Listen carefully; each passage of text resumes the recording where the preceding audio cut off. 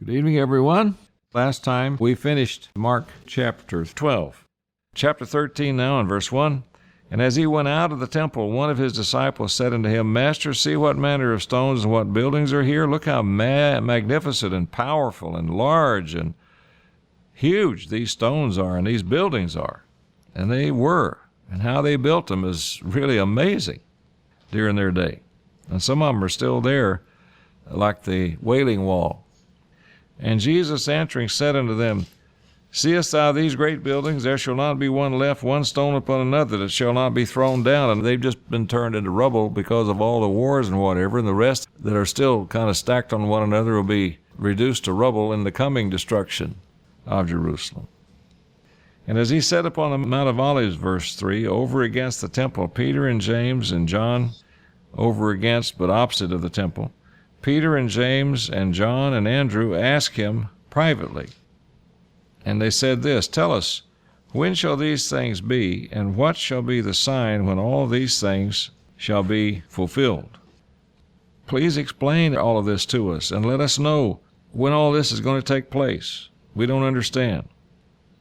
Tell us, when shall these things be, and what shall be the sign when all these things shall be fulfilled? And Jesus, answering them, began to say, Take heed lest any man deceive you. For many shall come in my name, saying, I am Christ, and shall deceive many. Not saying they are Christ, although some dingbats and idiots do say that they're Jesus Christ. What he's saying here is they're going to come saying, He, Jesus Christ, is Christ, preaching about Jesus, preaching about Christ, and doing it in a way that deceives many. Verse 7, When you shall hear of wars and rumors of wars, be you not troubled, for such things must needs be, but the end shall not be yet. And are we hearing of wars and rumors of wars? Oh yes, every day, all over the planet. For nation shall rise against nation, and kingdom against kingdom, and there shall be earthquakes. Are we hearing about these things? Yes, we are. In divers places, many different places. And there shall be famines and troubles. These are the beginnings of sorrow. Tell you what, verse 7 and 8 describes the world in which we're living today. And it's getting more and more that way. It says these are just the beginning of sorrows. Verse 9, But take heed to yourselves, for they shall deliver you up to councils, and in the synagogues you shall be beaten, and you shall be brought before rulers and kings for my sake, for a testimony against them. And the gospel must first be published among all nations. Now there's some duality here. This did happen before, and to a degree it can happen again. And persecution will probably come again. It's already happened, and it'll happen again. Being brought before rulers and kings, Mr. Armstrong was brought before the rulers and kings in his day, for sure. And he was a testimony, too, for them. And the gospel was preached and published. Verse 10, And the gospel must first be published among all nations. Let's turn to Psalms chapter 68. Psalms chapter 68, and notice a companion scripture here. Psalm 68, and verse 11. The Lord gave the word. Great was the company of those that published it. We're part of that company. We're part of that work. We're part of that church, His true church, His real work. And we have that great privilege of being a part of it, to publish the gospel of the kingdom of God, as well as preach the gospel, proclaim it in print as well. And we have the Straightforward magazine. We wish we could publish it every month or every other month. But, we do what we can and what God provides, and we try to get at least one and hopefully two out a year and more as time goes along. But we're doing it with His help. And it's going to all nations. It's amazing when you come into the office and you look at a world map and you see pins that show where we send magazines. It's everywhere. To many, many, many people in many, many, many nations all over the world. It is being published among all nations. But when they shall lead you and deliver you up, take no thought beforehand what you shall speak, neither do you premeditate. But whatsoever shall be given you in that hour, that speak you, for it is not you that speaks, but the Holy Spirit. The apostles had to do this. Paul had to do it. And there's coming a time when some of us might have to do it, and God will just help us say what He wants us to say. And this happened before, and it could happen again. Now the brother shall betray the brother to death, and the father the son, and children shall rise up against their parents, and shall cause them to be put to death. And you shall be hated of all men for my name's sake, but he that shall endure unto the end, the same shall be saved. Endure unto the end in the truth, all the way to death, or all the way to the time that Christ comes again. So there's some duality in these passages. Some of these things have happened before, and some of them will happen again before it's all over. And this right here has happened before, and it will happen again before it's all over. Notice verse 14. But when you shall see the abomination of desolation spoken of by Daniel the prophet standing where it ought not, let him that reads understand. Then let them that be in Judea flee to the mountains. And Daniel talked about this, and it did happen. And they did have to flee to the mountains. This abomination of desolation in the holy place was set up, and it brought about horrible things, and the destruction of Jerusalem, which was left desolate, and the church had to flee to Pella, to the place of safety in their day, and then on over into Europe, and later on over to the U.S., and here we are today. Well, we're going to have to flee again in the future to a place of safety. And we will flee when the abomination of desolation and the great tribulations are nearing. And before it all hits, he'll take his church to a place of safety. Won't be Pella. Might be, but I don't think so. We don't know where it'll be.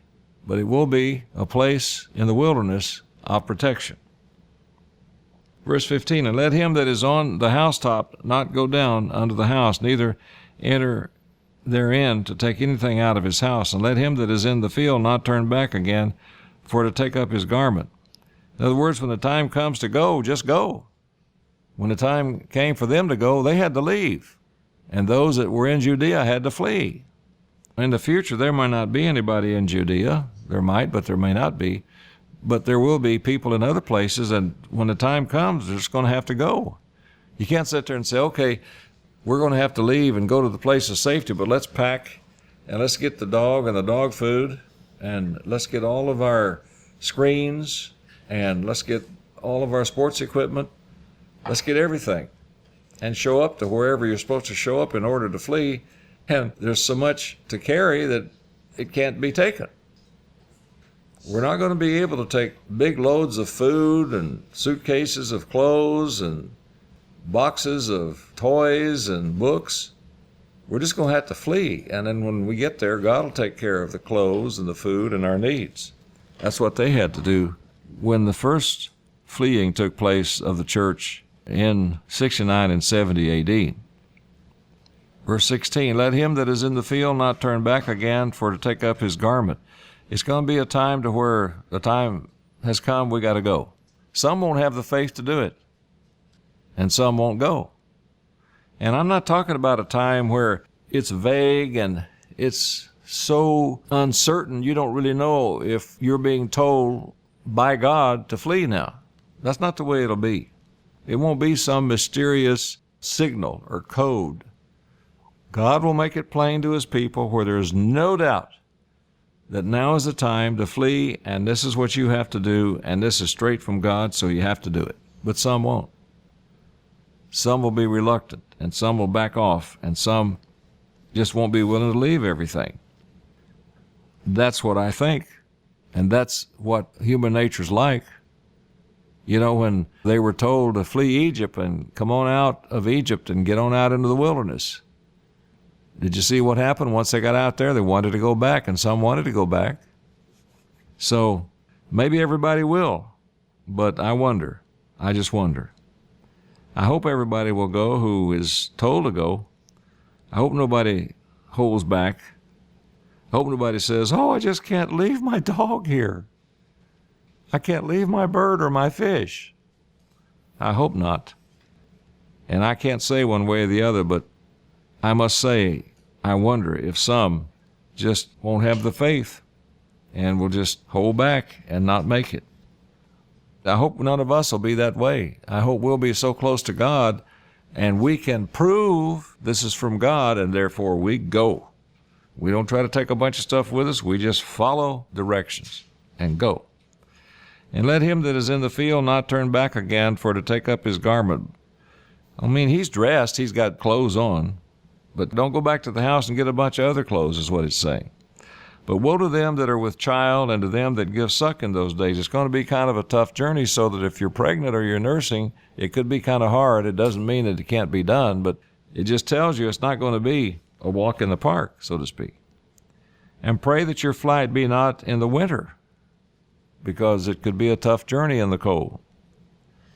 And in another part of the Bible, it says that it's not on the Sabbath day, a day when we want to rest, be at peace, and have services and so on. But if it comes on the Sabbath, then we better flee.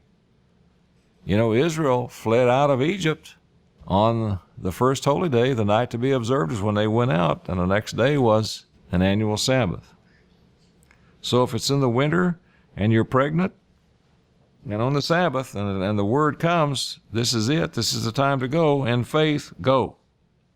And here's why. For in those days shall be tribulation, affliction, but the actual meaning is tribulation, such as was not from the beginning of the creation which God created unto this time, neither shall be. And you don't want to be left back in the tribulation. And except that the Lord had shortened those days, no flesh should be saved alive, not spiritually speaking. But for the elect's sake, whom he has chosen, he has shortened the days. And then if any man shall say to you, Lo, here is Christ, or Lo, he is there, believe him not. For false Christs and false prophets shall rise, and shall show signs and wonders, to seduce, if it were possible, even the elect. False prophets, false ministers, teaching false things about Christ, and some of them even claiming that they're Christ, perhaps. Some do that now, to confuse and tempt and seduce people, and they'll do it too. And if it were possible, they'd be able to even do it to the elect, but it's not possible because their eyes have been opened, they know the truth, and they're not going to be deceived if they are the very elect, which means they're very close to God and they're following Jesus Christ. But take you heed, behold, I have foretold you all these things. But in those days, after that tribulation, the sun shall be darkened, the moon shall not give her light, the stars of heaven shall fall, and the powers that are in heaven shall be shaken. And then shall they see the Son of Man coming in the clouds with great power and glory. All of this is coming. The world doesn't believe it. The world doesn't know it, but it's all going to come, and it will shake everything up. This is about a time that's never happened before and never will happen again. And all these disasters and things that stir people up and create such havoc now, by comparison to this, will be like a picnic. This is going to be like nothing that's ever happened before and that will ever happen again. And it's going to be terrifying. And then shall he send his angels, and so gather together his elect from the four winds, from the uttermost part of the earth to the uttermost part of heaven. In other words, wherever his people are, he's going to gather them together and take them to the place of safety. His elect. It's just talking about in the environs of the earth and the first heaven, of course, the atmosphere. Verse 28, Now learn a parable of the fig tree. When her branch is yet tender and puts forth leaves, you know that summer is near. So you in like manner, when you shall see these things come to pass, know that it is nigh, even at the doors. Certain things have to happen that lead to this, and when you see those things happening, you know it's getting nearer to the final prophetic fulfillments of the tribulation and the heavenly signs and of the second coming of Jesus Christ. Just like you can see that summer is near when trees start to sprout in the spring and leaves start to come out. Verily I say unto you that this generation shall not pass till all these things be done. What generation? The generation that is alive at the time these things are happening. That's the generation it's talking about. Heaven and earth shall pass away. There will be new heavens and new earths. But my words shall not pass away. What I'm telling you is going to happen. But of that day and that hour knows no man, no, not the angels which are in heaven, neither the Son, but the Father. And yet people are always trying to set dates And always try to figure out when all this is going to happen. And it says it in the Bible over and over again. And here's a place, one of the places where it says it. Of that day and that hour knows no man, no, not the angels which are in heaven, neither the Son, but the Father. So there's no need to try to set dates. Here's what to do. Don't be trying to set dates and calculate when it's all going to happen down to the exact day and hour. Don't do that. Do this. Verse 33. Take you heed, watch and pray, for you know not when the time is. For the Son of Man is as a man taking a far journey, who left his house and gave authority to his servants, and to every man his work, and commanded the porter to watch. Watch you therefore, for you know not when the master of the house comes, at even, or at midnight, or at the rooster crowing, or in the morning. Verse 36, now notice the wording here, brethren. Notice the wording. Lest coming, what's the word? Suddenly he find you sleeping, spiritually sleeping. And what I say unto you, I say unto all, watch. So let's take heed to what he's telling us here, and let's stay on our toes. Let's be informed. Let's be aware of what's going on. Let's be aware of what the prophecies say. Let's stay fully engaged in obeying God and living his way. Let's don't let ourselves get distracted by what's taking place in the world, pulled off by this, that, and the other seductive thing going on, but staying right on the beam and keeping our eyes right on the goal and being ready so that when this all comes, then we'll be protected and we'll be looked after and taken to the place of safety, and then from there resurrected into the kingdom. So we'll stop there and pick it up with chapter 14 next time. This is Charles Bryce with the Enduring Church of God.